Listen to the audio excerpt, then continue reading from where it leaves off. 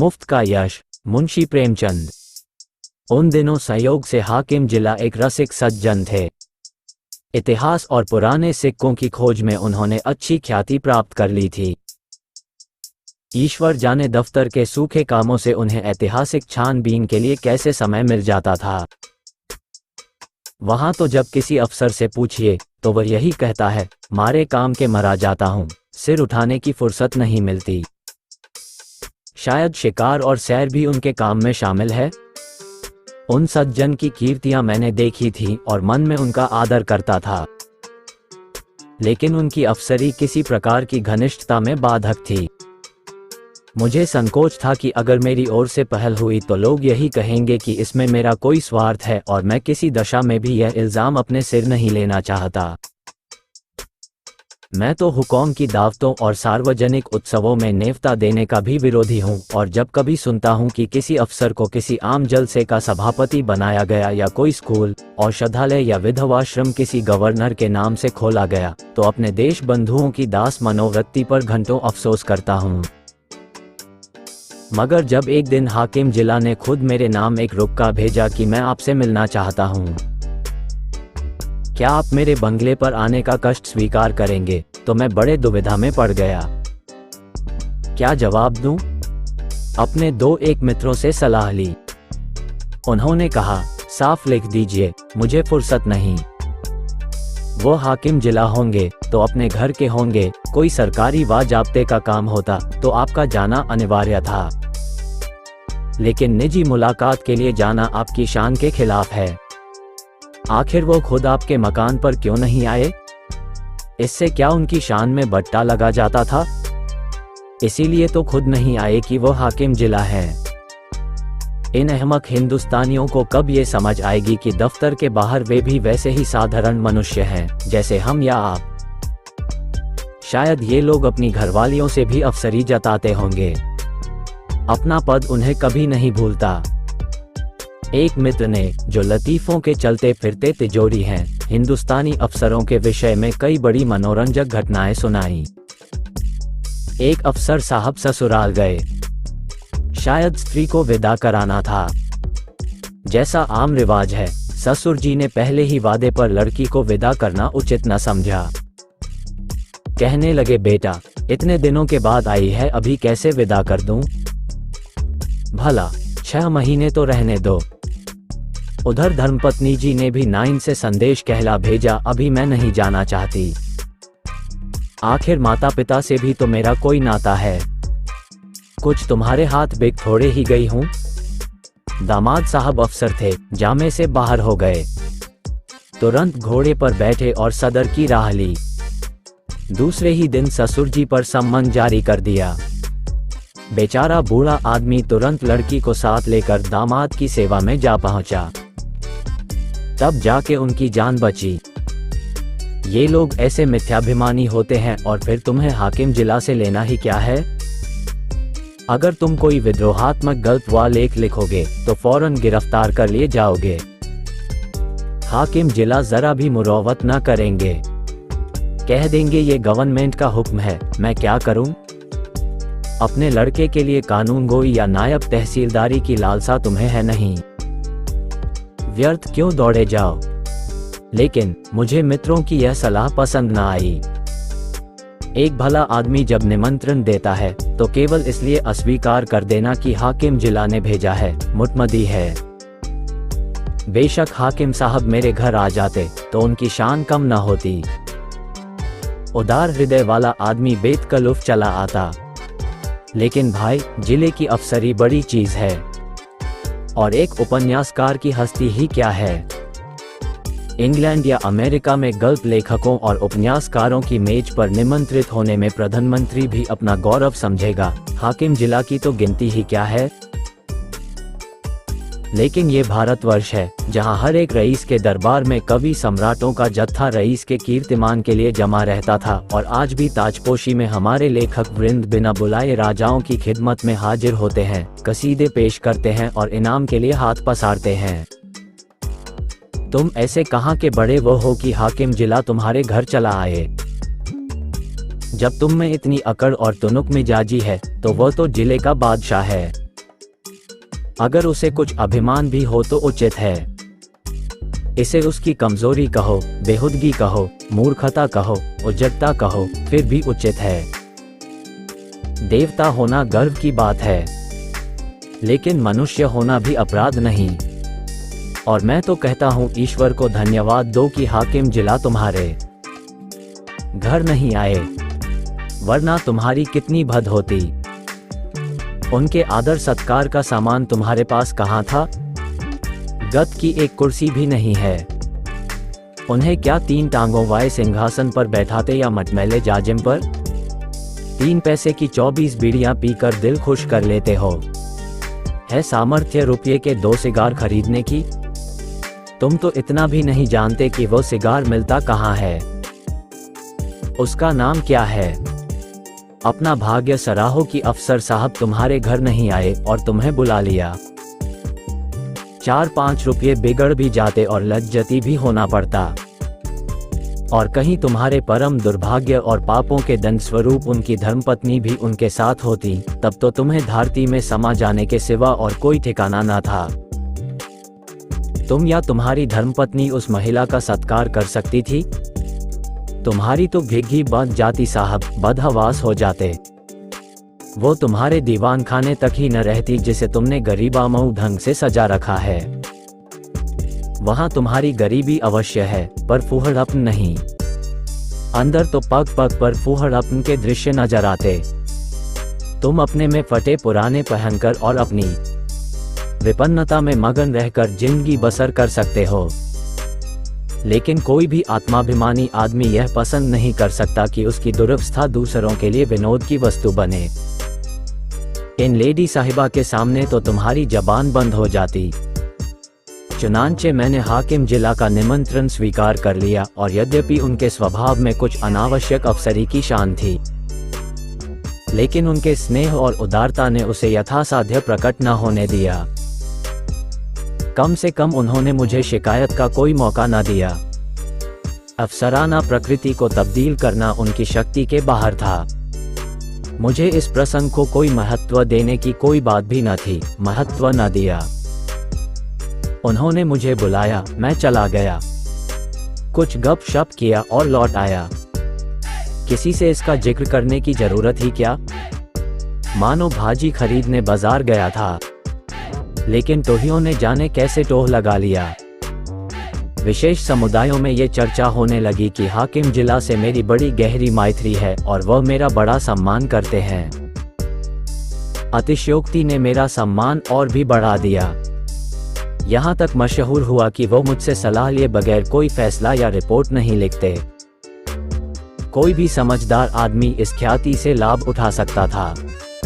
स्वार्थ में आदमी बावला हो जाता है, तिनके का सहारा ढूंढता फिरता है। ऐसों को विश्वास दिलाना कुछ मुश्किल न था कि मेरे द्वारा उनका काम निकल सकता है, लेकिन मैं ऐसी बातों से घृणा करता हूँ। सैकड़ों व्यक्ति अपनी कथाएं लेकर मेरे पास आए। किसी के साथ पुलिस ने बेजा ज्यादती की थी, कोई इनकम टैक्स वालों की सख्तियों से दुखी था, किसी की यह शिकायत थी कि दफ्तर में उसकी हकतलफी हो रही है और उसके पीछे के आदमियों को दनादन तरक्कियां मिल रही हैं। उसका नंबर आता है तो कोई परवाह नहीं करता। इस तरह का कोई न कोई प्रसंग नित्य ही मेरे पास आने लगा, लेकिन मेरे पास उन सब के लिए एक ही जवाब था, मुझसे कोई मतलब नहीं। एक दिन मैं अपने कमरे में बैठा था कि मेरे बचपन के एक सहपाठी मित्र आ टपके। हम दोनों एक ही मकतब में पढ़ने जाया करते थे। कोई 45 साल की पुरानी बात है। मेरी उम्र 19 साल से अधिक न थी। वह भी लगभग इसी उम्र के रहे होंगे, लेकिन मुझसे कहीं बलवान और हृष्ट पुष्ट। मैं जहीन था, वह नेरे कौदना। मौलवी साहब उनसे हार गए थे और उन्हें सबक पढ़ाने का भार मुझ पर डाल दिया था। अपने से दुगुने व्यक्ति को पढ़ाना मैं अपने लिए गौरव की बात समझता था और खूब मन लगाकर पढ़ाता। फल ये हुआ कि मौलवी साहब की छड़ी जहां असफल रही, वहां मेरा प्रेम सफल हो गया। बलदेव चल निकला, खालिकबारी तक जा पहुंचा, मगर इस बीच में मौलवी साहब का स्वर्गवास हो गया और वह शाखा टूट गई। उनके छात्र भी इधर उधर हो गए। तब से बलदेव को केवल मैंने 2-3 बार रास्ते में देखा। मैं अब भी वही सिंकिया पहलवान हूँ और वह अब भी वही भीमकाय। राम राम हुई, क्षेम कुशल पूछा और अपनी अपनी राह चले ये। मैंने उनसे हाथ मिलाते हुए कहा, आओ भाई बलदेव, मजे में तो हो? कैसे याद किया, क्या करते हो आजकल? बलदेव ने व्यथित कंठ से कहा, जिंदगी के दिन पूरे कर रहे हैं भाई, और क्या। तुमसे मिलने की बहुत दिनों से इच्छा थी। याद करो वो मकतब वाली बात जब तुम मुझे पढ़ाया करते थे। तुम्हारी बदौलत 4 अक्षर पढ़ गया और अपनी जमींदारी का काम संभाल लेता हूँ, नहीं तो मूर्ख ही बना रहता। तुम मेरे गुरु हो भाई, सच कहता हूँ। मुझ जैसे गधों को पढ़ाना तुम्हारा ही काम था। न जाने क्या बात थी कि मौलवी साहब से सबक पढ़कर अपनी जगह पर आया नहीं कि बिल्कुल साफ। तुम जो पढ़ाते थे वो बिना याद किए ही याद हो जाता था। तुम तब भी बड़े जहीन थे। ये कहकर उन्होंने मुझे सगव नेत्रों से देखा। मैं बचपन के साथियों को देखकर फूल उठता हूँ। सजल नेत्र होकर बोला, मैं तो जब तुम्हें देखता हूँ तो यही जी में आता है कि दौड़कर तुम्हारे गले लिपट जाऊं। 45 वर्ष का युग मानो बिल्कुल गायब हो जाता है। वो मकतब आंखों के सामने फिरने लगता है और बचपन सारी मनोहरताओं के साथ ताजा हो जाता है। बलदेव ने भी द्रवित कंठ से उत्तर दिया, मैंने तो भाई तुम्हें सदैव अपना इष्ट देव समझा है। जब तुम्हें देखता हूँ तो छाती गज भर की हो जाती है कि वह मेरा बचपन का संगी जा रहा है, जो समय आ पड़ने पर कभी दगा ना देगा। तुम्हारी बड़ाई सुन सुनकर मन ही मन प्रसन्न हो जाता हूँ। लेकिन ये बताओ, क्या तुम्हें खाना नहीं मिलता? कुछ खाते पीते क्यों नहीं? सूखते क्यों जाते हो? घी न मिलता हो तो 2-4 कनस्तर भिजवा दूं। अब तुम भी बूढ़े हुए, खूब डटकर खाया करो। अब तो देह में जो कुछ तेज और बल है वह केवल भोजन के अधीन है। मैं तो अब भी सेर भर दूध और पाव भर घी उड़ाए जाता हूँ। इधर थोड़ा मक्खन भी खाने लगा हूँ। जिंदगी भर बाल बच्चों के लिए मर मिटे। अब कोई यह नहीं पूछता कि तुम्हारी तबीयत कैसी है। अगर आज कंधा डाल दूं तो कोई एक लोटे पानी को न पूछे। इसलिए खूब खाता हूं और सबसे ज्यादा काम करता हूं। घर पर अपना रोब बना हुआ है। वही जो तुम्हारा जेठा लड़का है, उस पर पुलिस ने एक झूठा मुकदमा चला दिया है। जवानी के मद में किसी को कुछ समझता नहीं है भी अच्छा खासा पहलवान। दारोगा जी से एक बार कुछ कहा सुनी हो गई। तब से घात में लगे हुए थे। इधर गांव में एक डाका पड़ गया। दारोगा जी ने तहकीकात में उसे भी फांस लिया। आज 1 सप्ताह से हिरासत में है। मुकदमा मोहम्मद खलील डिप्टी के इजलास में है और मोहम्मद खलील और दारोगा जी से दांत काटी रोटी है। अवश्य सजा हो जाएगी। अब तुम ही बचाओ तो उसकी जान बच सकती है, और कोई आशा नहीं है। सजा तो जो होगी वह होगी ही। इज्जत भी खाक में मिल जाएगी। तुम जाकर हाकिम जिला से इतना कह दो कि मुकदमा झूठा है, आप खुद चलकर तहकीकात कर लें। बस देखो भाई, बचपन के साथी हो, नहीं न करना। जानता हूँ तुम इन मुआमलों में नहीं पढ़ते और तुम्हारे जैसे आदमी को पढ़ना भी न चाहिए। तुम प्रजा की लड़ाई लड़ने वाले जीव हो। तुम्हें सरकार के आदमियों से मेल जोल बढ़ाना उचित नहीं तो जनता की नजरों से गिर जाओगे। लेकिन ये घर का मुआमला है। इतना समझ लो कि मुआमला बिल्कुल झूठ न होता तो मैं कभी तुम्हारे पास न आता। लड़के की माँ रो रो कर जान दिए डालती है। बहू ने दाना पानी छोड़ रखा है। 7 दिन से घर में चूल्हा नहीं जला। मैं तो थोड़ा सा दूध पी लेता हूँ, लेकिन दोनों सास बहू तो निराहार पड़ी हुई हैं। अगर बच्चा को सजा हो गई तो दोनों मर जाएंगी। मैंने यही कहकर उन्हें धादसा दिया है कि जब तक हमारा छोटा भाई सलामत है, कोई हमारा बाल बांका नहीं कर सकता। तुम्हारी भाभी ने तुम्हारी एक पुस्तक पढ़ी है वो तो तुम्हें देवतुल्य समझती है और जब कोई बात होती है तुम्हारी नजीर देकर मुझे लज्जित करती है। मैं भी साफ कह देता हूँ, मैं उस छोकरे की सी बुद्धि कहाँ से लाऊं? तुम्हें उसकी नजरों से गिराने के लिए तुम्हें छोकरा मरियल सभी कुछ कहता हूँ, पर तुम्हारे सामने मेरा रंग नहीं जमता। मैं बड़े संकट में पड़ गया। मेरी ओर से जितनी आपत्तियां हो सकती थी उन सब का जवाब बलदेव सिंह ने पहले ही से दे दिया था। इनको फिर दोहराना व्यर्थ था। इसके सिवा कोई जवाब न सूझा कि मैं जाकर साहब से कहूंगा। हाँ, इतना मैंने अपनी तरफ से और बढ़ा दिया कि मुझे आशा नहीं कि मेरे कहने का विशेष ख्याल किया जाए, क्योंकि सरकारी मुआमलों में हुक्म हमेशा अपने मातहतों का पक्ष लिया करते हैं। बलदेव सिंह ने प्रसन्न होकर कहा, इसकी चिंता नहीं, तकदीर में जो लिखा है वो तो होगा ही। बस तुम जाकर कह भर दो। अच्छी बात है। तो कल जाओगे? हाँ अवश्य जाऊंगा। ये जरूर कहना कि आप चलकर तहकीकात कर लें। हाँ, ये जरूर कहूंगा।